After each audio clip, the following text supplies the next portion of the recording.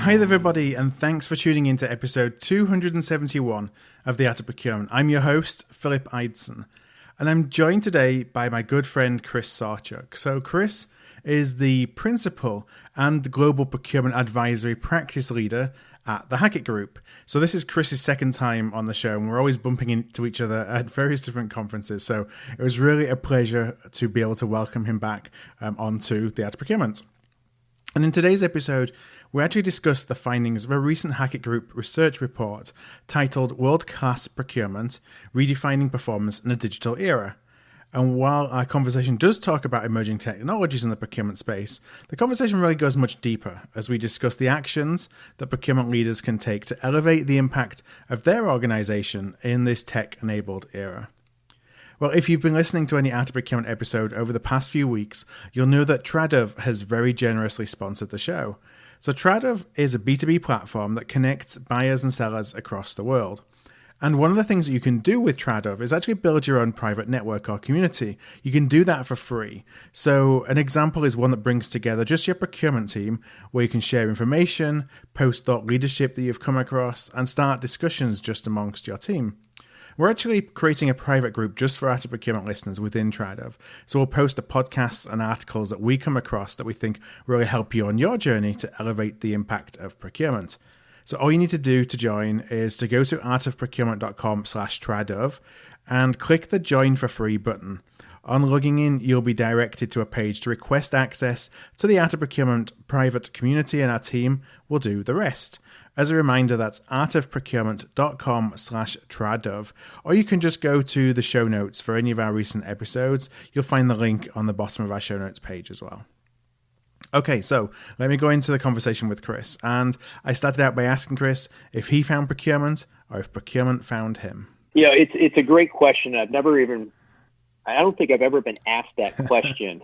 But, to say it, procurement really found me. Mm-hmm. And, if I go back, and this is a long, long time ago, I'm an electrical engineer by background. And so I was working for companies such as United Technologies and IBM, designing computers and microprocessors, et cetera. And so I was very technical. At the same time, I was working on my MBA and decided really to, get in, more into the business side of things. And as a result of that, when I was with IBM, I had the opportunity to move more in marketing and sales with IBM. Yeah. And after a period of time, I decided to leave IBM. And, one of the opportunities that presented itself at the time was in a consulting firm. And, consulting was one of those things that I said, I'm going to go into this. I'm going to try it. I had that conversation with my wife. I'm going to try it for a couple of years and then go back and get a real job. Here I am, more than 2 decades later, and I'm still in consulting or in an advisory kind of position. But when I took that first consulting job, it was in strategic sourcing, something I never even heard of before. And so my first, opportunity was to go out and do some sourcing for an organization that was founded in the 1800s, in Kentucky. And it had an opportunity to do, strategic sourcing of, metals and steel and all kinds of different types of things. But that's how I got into it. Yeah, I will tell you that my father was in procurement for many, many, many years. And he had worked for IBM. He'd worked for Pitney Bowes. And, when I came out of college, I said, there's a couple of things I wasn't going to do. And one of those, I wasn't going to follow my dad's footsteps when it came to going into procurement. Mm-hmm. And, Here you are. And here I am. I know it's a broad question to ask, but I'm interested. You've been in the profession, as you said, quite a long time now. Has it really changed in those, 2 decades? Are we looking at a different profession today than we were 20 years ago? Or is it much the same, but with just, a few different words and a few different challenges? In my perspective, it's changed quite significantly. And I'll give you a couple of perspectives. When I first started off, and I mentioned that I was in consulting, and, when you're in consulting, and this is, over 20 years ago, 25 years ago, when I was out there, we were out, looking at new work with new companies and convincing organizations that saving money was a good thing. Right. Now, not that they didn't understand that, saving costs, but helping CFOs understand that. Today, and you look at it and you fast forward to where we are today, you're not convincing organizations to do that anymore. I mean, that's a simple example, but if you look at how things were being done back then, if you look at where procurement was reporting into an organization, you look at, the focus on the procurement organization and its, recognition within a enterprise, it's completely different than where you see it today. Not that all organizations are the same, right, but you do see, broadly that procurement is a much broader enabling organization in a company today than it was 20 years ago. Yeah, you're not convincing people of the purpose of procurement. Maybe you're convincing people, and we're still convincing people of the how, and we're still trying to figure out the how in some regards, but not of the ultimate goal of why procurement exists. Yeah, and a lot of it is, if you look at it today, probably one of the most common questions and discussions I have with, leaders of procurement and procurement organizations is, what else can we go do? Mm-hmm. How do we, take ourselves from how we've been valued for so many, many, many years and really start to be looked at differently, not only as that organization has saved money for the company, that's not going away. Right. But what are those other elements of our value proposition? And what I'm finding is it's not that procurement doesn't understand what its potential value proposition or what that is. It's convincing the rest of the organization of what that is, right, and their ability to actually enable that within those companies. Now, do you find that that's on procurement to paint the art of the possible, to the rest of the organization? I know as I grew up through some organizations, there was always this feeling, well, nobody really understands what I do, nobody values what I do, and it's the stakeholders' fault, and obviously as I've matured, I see that it's really, or at least I believe that it's on us to demonstrate the value that we can provide for the rest of the organization to actually understand that. I mean, is that what you see from those that are world class who are able to kind of transition and grow their value proposition? Yeah, it's certainly, you have to demonstrate it, and which means you have to deliver on that value and the kinds of things that you do. But it's like anything.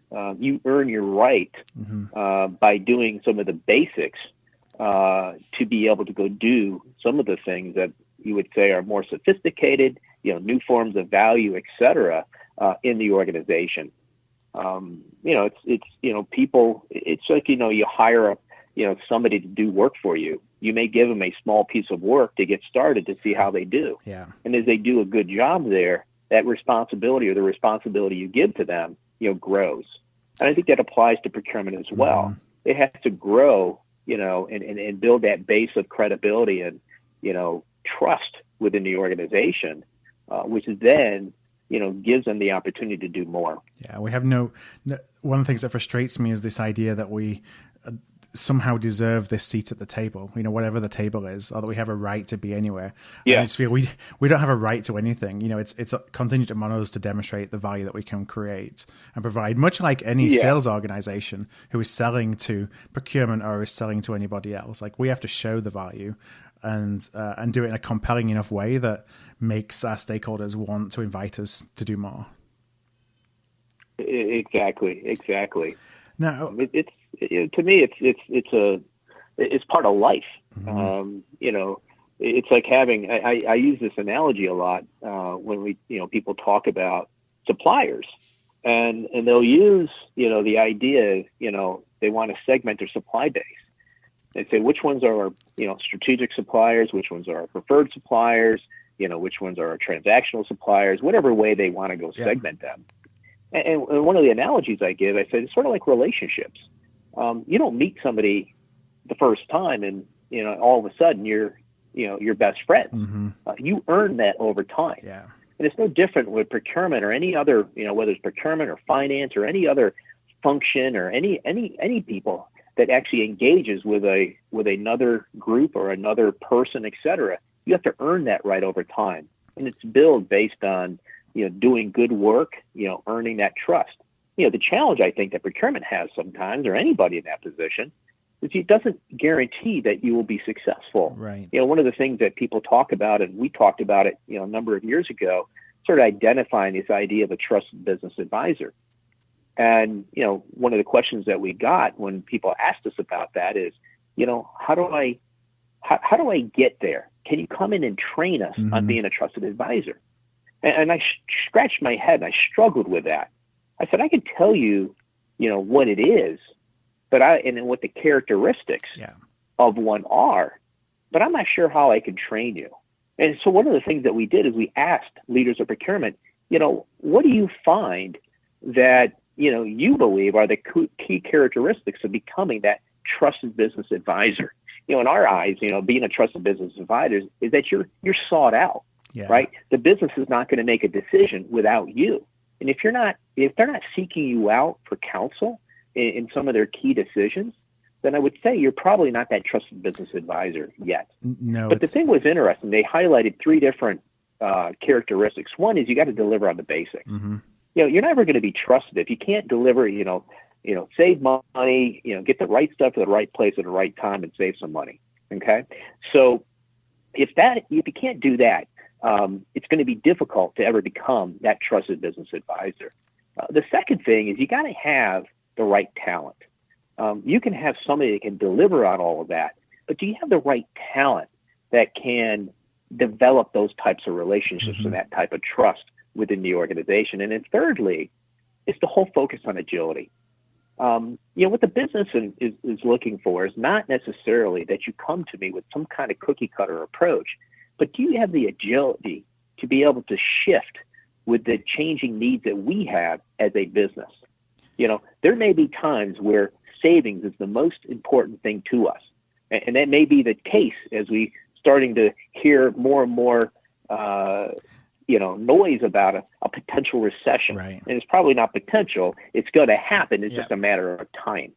And so how do we prepare ourselves? And we in procurement might have to be in a situation where we have to back up. We were doing all these great things, and all of a sudden they now want us to focus on costs. We have to be agile as well and be able to enable them in any kind of environment. And also, I like to say, build capabilities as the organization needs them.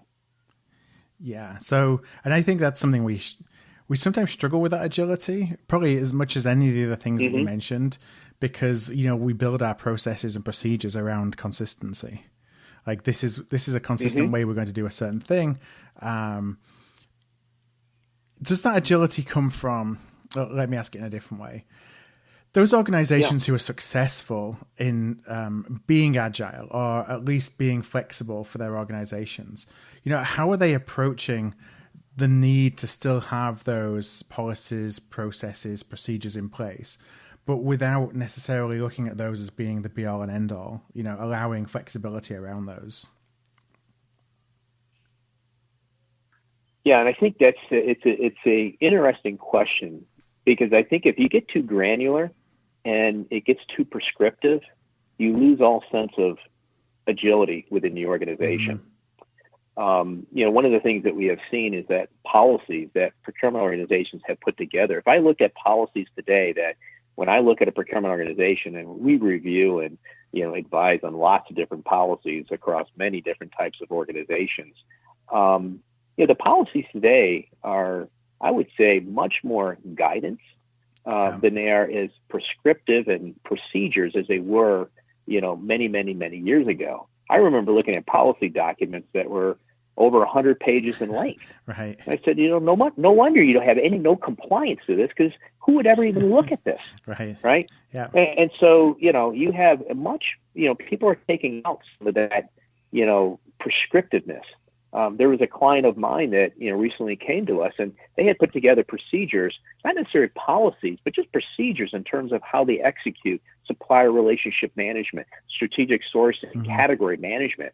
And the first time I looked at it, I went through it. It was just pages and pages and pages, step one, step, 1.1, step 1.1.2. Yeah, the 200-page playbook.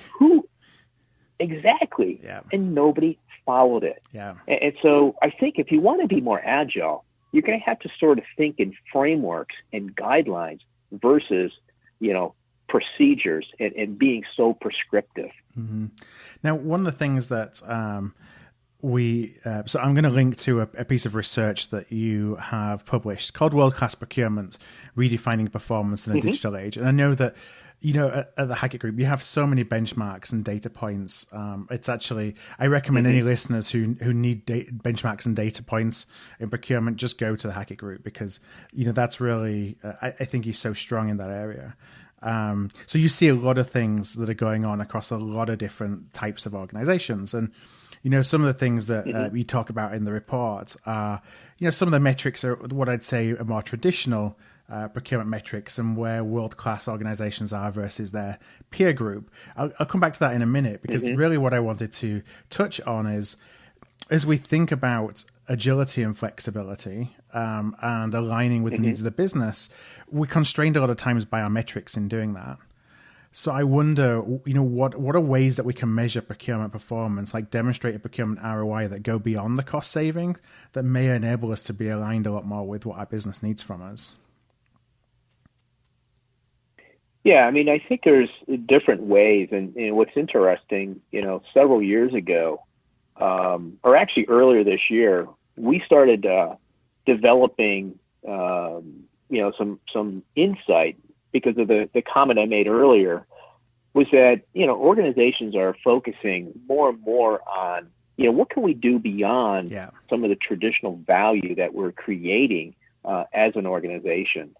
And so one of the things that, we have seen people do is to, really start to think about what are those other ways to create value, but then not only how to create it, but, it's like anything, people want to, bring visibility and recognition to that value that's being created. I understand it's valuable, but what happened? You actually like to get to a point that it's just intrinsic, that your value is intrinsic, that you don't have to, bring visibility to you that. You don't need to justify yourself. Exactly. But, if I go back to, again, what I said earlier on, when I was out there, when I first got into the space of procurement and, I found my way into this space and then decided not to leave. Back then, and again today, we were still trying to convince organizations that saving money was a good thing and that we ought to build a capability to enable us to do that much more effectively. I think there was the time where people didn't necessarily see that as an important, not that it wasn't important to save money, but didn't necessarily see the connection between building a true capability that can do that and what it potentially could do.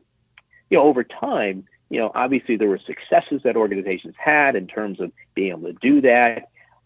Certainly benchmarks, as you mentioned, certainly highlighted the difference between organizations that were world-class and not world-class. Yeah. And you started bringing, really shining a light that, there are organizations that are doing this and they are saving a lot more money. They have invested more. They put much more formal capabilities in place. They've invested in, various people, technology, et cetera. I think I want that as well. And so what you saw is that organizations really started to focus on procurement around that I'll say that singular focus around its ability to deliver the saving value to the organization. And that, continues on to today. And so the question is, as procurement organizations continue to evolve, and things that we've said, many, many years ago was that, the risk in only having a singular focus on a particular type of value, expense savings, has a degree of risk to that. Mm-hmm. The old adage that we can't save ourselves to success. So what else are we going to go do? Yeah. We have capabilities. And, if the organization, sort of has been going on, what else can you do? What else can you enable us to go do? And I like to say is that if you don't want yourself to go by the wayside and be, sort of seen as a non-value adding organization and still seem strategic to the organization, you have to find other ways to create value and enable the organization. Yeah. In some ways, to justify the investments we've made in procurement. I mean, if we look at the salaries, we look at the investments in procurement over the last 10 years and how they've, certainly the salaries have escalated. We have to justify that. If we're not creating, I like to say, differentiation between our organization and others out there, then are you truly, how valuable really are you to the company? I mean, you're valued, but true value comes from creating competitive differentiation. And the challenge, I think, for most procurement organizations is how do they show, and do they even know that they create competitive differentiation? Mm-hmm. They typically know that they've, saved X amount in a particular year. But when asked that second question, did you create competitive differentiation? It's difficult for them to answer that. Yeah. And so this is where I think we have to look at other ways of creating value. Yeah, and you're fighting with investment dollars internally. With perhaps other functions or lines of business or, product groups or whatever it may be who can probably demonstrate or have more confidence in demonstrating that value that they create. And that's what we're up against, as we fight for investment to take our profession further. Mm-hmm. Mm-hmm. It's always going to be competing. Right. And, I have several organizations as we speak that have, put business cases together for, some, what I would say most organizations would consider to be basic technology enablement, e-procurement, automating that P2P process, and have not been able to get the investment dollars to do that. Mainly because the return on that, or at least the way they presented the return, is not as attractive as other parts and other investments they can make. And so, it's really looking at that and how can we go do that? There's an interesting number in the report around the stakeholder perception of procurement. How, I'd say an average organization is generally still seen as being a gatekeeper or an administrator. I think it was, let's see, just looking at it now, like 74% of stakeholders believing that procurement is a gatekeeper and administrator, whereas those top performers, it's more like it's flipped the other way. It's 77% who are a valued business partner and a procurement expert. Without that perception that you're a valued business partner or procurement expert, I think it's very difficult for you to make a claim for the investment. As you see people make that journey from being a gatekeeper and administrator to a valued business partner, I mean, are there some pretty typical steps that they take along the way, or is it very situational? I think it's both. It's certainly situational because, you always have to look at an organization in terms of where they are today. And, it's sort of, the idea of putting a vision out there. And if part of your vision is to become, more of a trusted, valued business advisor, partner, et cetera, the question is, how do I get from where I am today to where I would like to be? Yeah. And, it's always interesting. I get asked a lot to spend time with organizations in helping them with strategic sourcing and category management. And in the role that I have in our company, that role is typically an advisor role. So I'm not necessarily doing consulting projects, but I'm advising them.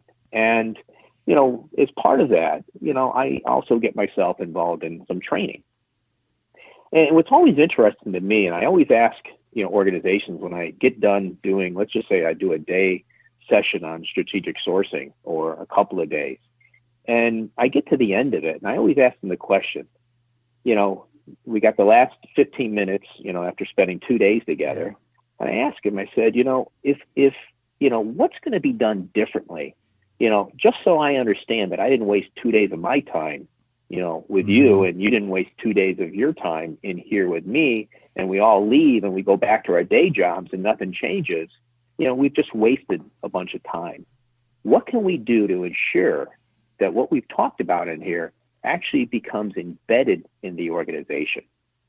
And so we ask, and, typically I like to say is, we'll put a stake out in the ground and say, listen, if you're not putting strategies together today, let's set a date, and that by that date, you all have strategies that we're going to come together and we're going to review them. The biggest challenge and pushback that I get on this is everybody has got a full plate, meaning that they're 100% utilized. And that utilization, may be more, I'll say, tactical in nature. And, the enabler here for them to be able to become more strategic, because if I asked them, I said, do you want to be more strategic? Absolutely. Right.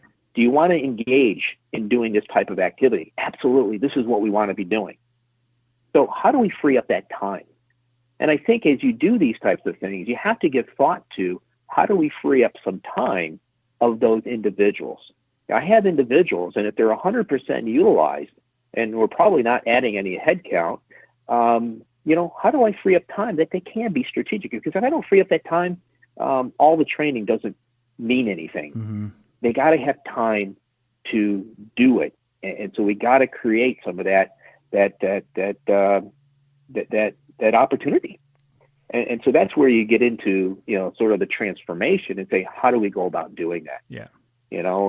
This is where you start looking at technology. There's other types of ways to start freeing up some of that time with these folks. Now, the challenge is once you free up that time, they may all be raising their hands saying, yeah, I'm ready to go do that. Once you free up that time, you say, well, now that you have that time freed up, are you trained to do that? Yep, I'm trained. Now, will they execute? And will they execute in a way that you're comfortable with? And so you always have to look at individuals and find out whether or not they truly have the capability to be able to execute in a much more strategic way, or you believe they do, than where they are today. Right. And my perspective is you give everybody a chance. Now, one of the things I wanted to ask is, technology is always a question on people's lips, especially when, there's digitization everywhere. And in fact, part of this report is about redefining performance in the digital era. Are procurement organizations, are those leading procurement organizations making investments, I think, more advanced technology?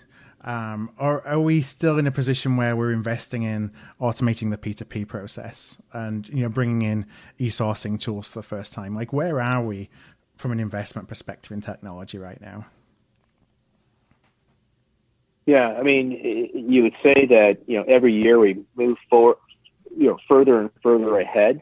I would say over the last few years, I mean, there seems to be, or it has been an acceleration in terms of the digestion and adoption of technology. A lot of that's still in some of the technology platforms that we've had in place for many, many years, or you might say are more traditional e-procurement and sourcing.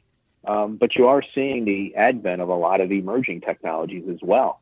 But when I look at that, if you look at some of these other technologies that have been around, what you're seeing is it's not just, say, well, they're just focusing on e-procurement again, or they're just focusing on strategic sourcing. What you're seeing is some of the emerging technologies being blended into these platforms, whether it be, I think you used the term AI, machine learning and AI into some of these capabilities. Contract management, the biggest thing there is, doing contract analysis now. It's not necessarily the contract management platforms overall, but the analysis of all the activities and all the terms and conditions. And this is where you're seeing the emergence of, AI enabled platforms to allow you to do that take a very specific task and really look for insights, within that data that's all collected that you have access to. So, I think it's building on, sort of the foundation of the technology that you have today. But there's the stack that you have to go through, at the foundation of that stack is data. Yeah. And it's still, you can get all the automation on top of it, but no struggle there. But, the idea of, the focus on master data management and how do we really get control of our vendor masters, our product masters, et cetera, item masters in terms of, that master data and keeping it up to date and how do we go about doing that in a way that they're enabling the technology that sits on top of it. So that's really a foundational thing. But, once you have all that data, then what do we go do with it? And that's really, the whole focus on analytics. How do we engage with that data? And I think one of the biggest struggles there for procurement organizations is, they struggle with all phases because there's really three phases. One is you got to get access to the data. Mm-hmm. That just continues to grow. And, the idea of big data and data lakes, et cetera, really, come to fruition here as you consider how do we bring all that data together that sits within our company, sits outside of our company, sits within, social media feeds, et cetera. How do we bring all that together? And then once we have it, how do we engage with it? And that's where you're starting to see the whole emergence of analytics and the emergence of data scientists that sit within the four walls of supply management organizations, or they're being shared. I have some clients that say, we can't afford a data scientist, but we're going to share it with the finance function or share it with the IT function or something. And so they, they all take, I get a third, you get a third, and the other function gets a third, so they're bringing that together. But once you have that and you're able to engage with the data, you got to be able to tell stories with that data. And this is where I see some big gaps in terms of, the procurement professionals, is that once they have all that data, how can they take that and, you tell a story about it? What does it truly mean? Why is this important to me as a business leader in the organization? You've got this massive amount of data. Tell me what the salient points are. Why and what direction should I go as a result of all the analysis that you've done? That's valuable. And I do believe that more and more of the value that we create within the supply management function will come out of that data.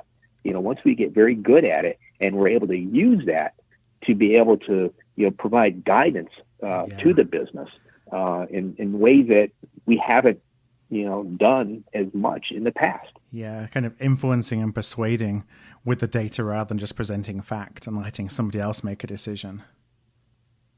Mm-hmm. Mm-hmm. Master data is always, I feel it's always overlooked, and maybe it's overlooked because it's hard.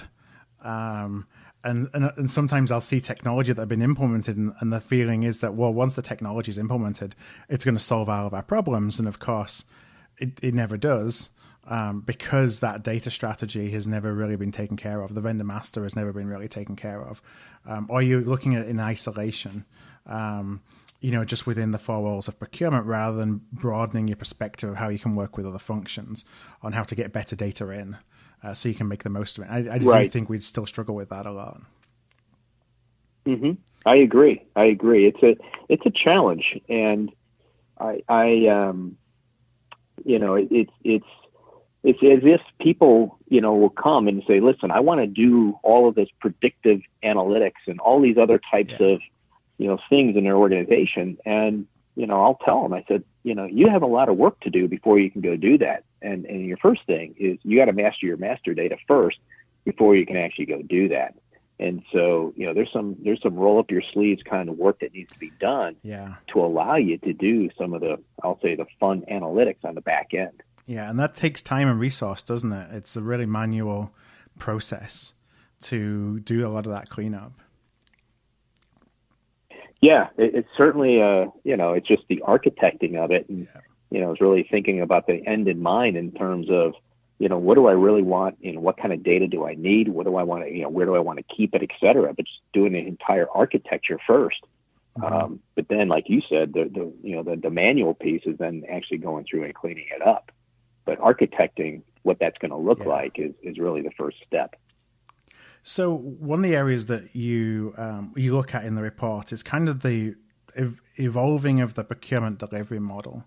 And it's, we have age-old debates of centralized, decentralized, you name it, distributed models. Is there a trend emerging? Are we starting to devolve more responsibility back into the business as technology is allowing more self-service models? Or are we just as inconsistent and perhaps unsure? Or maybe I'd flip that to say we're building it for the based on what our organizations need, as opposed to there being an emerging trend of this is really how you should be thinking about building your procurement delivery model? It's an interesting question. I don't, at this point, we haven't really seen a trend to, back to the business, kind of, other than, to your point, you made a comment around self-service. Yeah. Self-service really puts it back, to the business. And, where we've seen most of that is more in, buying and, type of activities, not necessarily in, some of the, the strategic sourcing, et cetera. Self-service is certainly an area that's growing, and you saw that in a report. But, as you look at it, it's really the whole focus on how do I architect an organization to best deliver and enable the business to be successful. Organization is just one element of an overall, and you saw us refer to that in the report, of a service delivery model. Yeah. And yes, it has to be considered in parallel with all the other dimensions of your service delivery model. We were talking about technology. You were talking about information. All these things have to be considered in concert, but you have to start with what are we trying to deliver? And then based on that, what's the best service delivery model we should design, in doing that? And you asked a question around, should that model be, more centralized or decentralized? You can show data that, shows, in many cases that, centralized models, there are certainly benefits to doing that. But is that always the best model? Right. No. I would argue that all models are center-led, that there is no model that's fully 100% centralized and fully 100% decentralized. Yeah. It may be 90-10, it may be 80-20, it may be 50-50, it may be, something in between. But it is a variation of, what you see is just some models have more of the, procurement may be centralized and more of it in the business. And in others, it may be more at the center and less in the business. Mm-hmm. And, so you are seeing this. And the idea is what's the best way to design it that'll enable the business to be most successful? We're seeing a continuous trend in, especially some of the big global organizations, not that this is anything new, but, the movement of activity and really the decisions of where should I actually execute activity if I have a global organization around the world. Certainly the advent of global business services centers in various low-cost, areas or lower-cost areas around the world. How do I do that?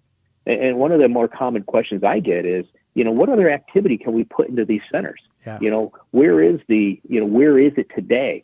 Are we just looking at, sort of typical rec and PO processing type of activity, accounts payable, et cetera? Are we also seeing, the emergence of more strategic activities in these centers? The answer is yes, we are. And so, we have many organizations that have, created the foundation of having these centers in many places. As they continue to go forward, they're continuing to optimize that placement of activity in their organizations as they look at it much more globally.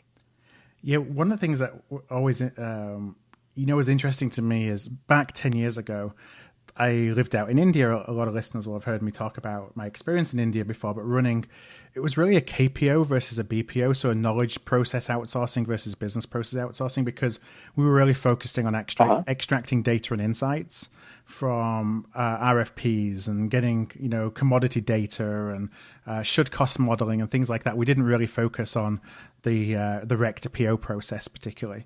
And so we'd have a lot of people there who were doing a lot of data analysis. What we found is that while we got the data, the folks in the home offices didn't necessarily know what to do with it. So it was less about, so I guess where we were missing is helping the folks who are doing the strategic sourcing and the category management know what to do with the data we're providing to them. But the idea of what can you put in an offshore, like as now is a global business services function, I mean, it's relatively limitless, I think. It's bounded by your ambition of what you think you can put there and the ability of your home office teams to actually work with those professionals to get what they need to be able to do their job. Yeah. it's really finding that balance. And, again, when you create these centers, in many cases, there are cost motives, initially to create them. Same thing with going offshore. In many cases, a lot of times the initial driver was cost. What you find over time in some cases is that, it's not just lower cost, but in some cases it's better expertise.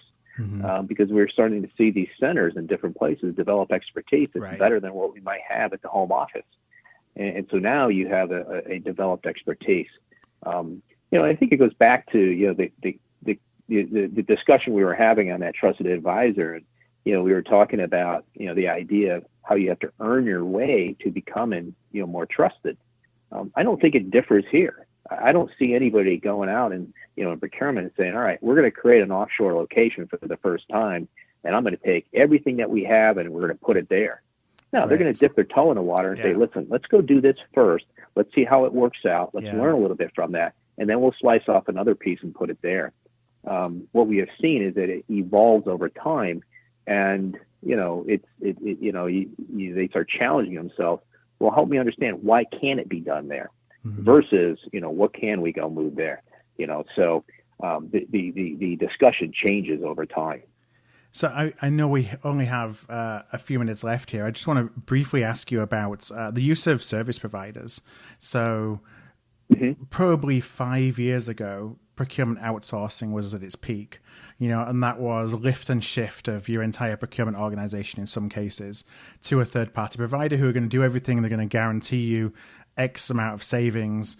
And, a lot of organizations would then kind of wash their hands of it and just wait for the money to roll in. And, there was some organizations did well with that model. Some organizations didn't do well with that model.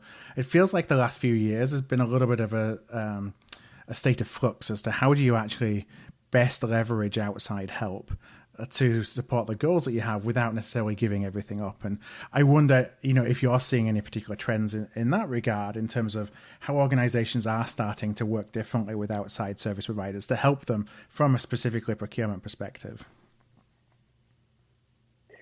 Yeah, I think the first thing, and I'll go back to, the comment I made on the service delivery model. In the paper that you're referring to, one of the things we do is highlight a service delivery model. And so we highlight 6 dimensions, human capital, technology, service design, analytics and information management, organizational governance. And then the last one is service partnering. And, it is a key component of your overall service model. And, where does it make sense to use partners to deliver on what you need to deliver?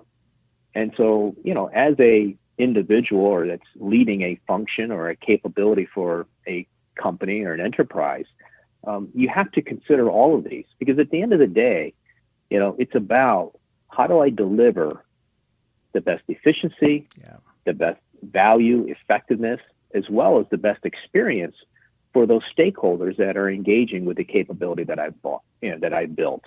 And, in some cases, the service partnering makes a lot of sense to go do that. In some cases, the service partnering makes sense because it frees up, as I was talking earlier about, this transactional activity. Well, maybe that's one way we can get rid of and eliminate some of that transactional activity by using a service partner. There's different ones out there that could potentially take on some of the activity so I can free up the time to go do this ourselves. And so these are decisions that have to be made. If we look at where we are today, one of the things that we look at are these world-class and non-world-class organizations. And one of the things that we highlight in the paper is that we're not seeing big differences in terms of the level of investment when it comes to, I'll say, the more transactional types of activities within procurement. Where we are seeing differences between the non-world-class and world-class organizations is their use of service partners to support areas like supplier management, as well as strategic sourcing, where we see the level of investment there in these world-class organizations to be anywhere from 2 to 5 times higher, depending on the process, in those organizations and their utilization of service partners. And, again, it's looking at it and say, well, is that an enabler to allowing them to do what they need to go do? And, you have to look at their performance. Remember, world-class organizations are those that perform better. They're more effective. They're more efficient than other organizations that are out there. And so their performance is better. All we're doing is sort of peeling it back and saying, what is it different about them? And so one of the things that, we saw, over the last several years, and specifically this year, is where they're actually making those investments in using service partners. Yeah, it was interesting to see, particularly when you mentioned the sourcing, supplier management, kind of category management, those strategic elements that a lot of time we think, well, those are our most strategic tasks, so we can't, and I don't want to use the word outsource because that's the wrong terminology, because a lot of those are supplementing your internal skill set. You're not just saying, hey, go and do this for me, and outsourcing some of those processes. But, except in those largest of organizations where you can perhaps justify the ROI of having experts in every single category, for more mid-market organizations, that actually gives them access to insights that they may not have already had, which perhaps suggests one of the reasons why a greater investment in that area is one of the drivers of being world-class versus their peer group. But because otherwise you are just running a transaction, oftentimes if you don't have the insights. So it was really fascinating to kind of see that, because it's just, I've never seen it positioned like that before. Yeah, and there's, as you mentioned, there's lots of different types of service partners out there, not just in the traditional BPO sense, right? But people use the term task sourcing. How do I take a particular task and have a third party do that for me? It may be intelligence outsourcing, where they're leveraging third parties to provide intelligence that they're not going to do themselves. Yeah. So there's a lot of ways, and I would say most every organization does some form of it, but it may not be as traditional as we sometimes consider, traditional BPO. Yeah, you can slice and dice pretty much every single process, whether it's strategic or tactical, can't you? And go and use the resource that's most effective to do that part. And that may be in developing your sourcing strategy and you go and execute. Or it could be in getting a coach to help you through the negotiation process, but you're doing the execution. Or it could be the entire sourcing process. It's really what fits with your organization, but the opportunity is out there to do some of those things. Yeah, and I think the difference today is that your choices that you have. Yeah. We're just talking about service partners and BPO, et cetera. But one of the things that we highlight in the paper is the whole focus on digital technologies, RPA, for example.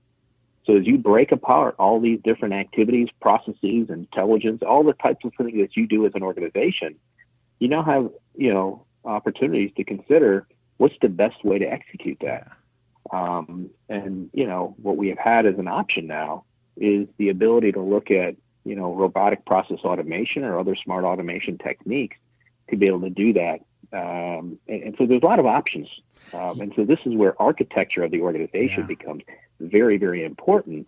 And I'll say more complex than it has ever been in terms of really looking at how best to deliver with all the various options in front of you. Yeah, there's certainly not a one-size-fits-all approach anymore, is there? And I think that's a good thing, because you can tailor what you need exactly to the needs of the business.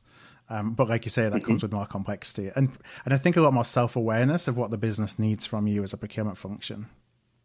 So I know it's about time to wrap up here, Chris. So the very last question that I have is, if listeners would like to connect with you directly, where would the best place for them to find you?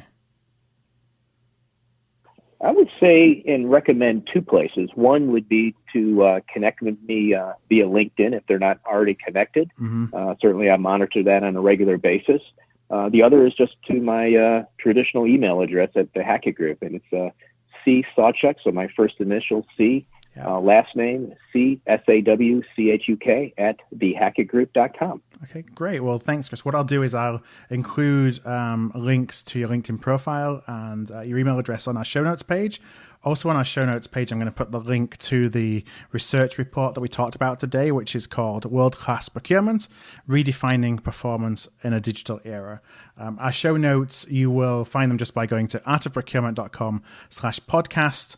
If you search for Chris, search for Hackett, you'll find those come up. And if you're listening to this show within a few weeks of it being published, it's going to be there on the front page as well of our podcast page. So Chris, one last time, I just want to thank you so much for joining me. Yeah, thank you. Hi there, I want to thank you for tuning in to today's podcast. You can check out all of our back catalogue at artofprocurement.com/podcast, where you can also subscribe to our newsletter to make sure that you never miss an episode. And if you found value in today's show, I'd love if you would tell a peer, or perhaps go and rate and review by going to artofprocurement.com/review. Word of mouth really is the best way to help the podcast grow, and if you're able to do either one of those things, I would truly appreciate it.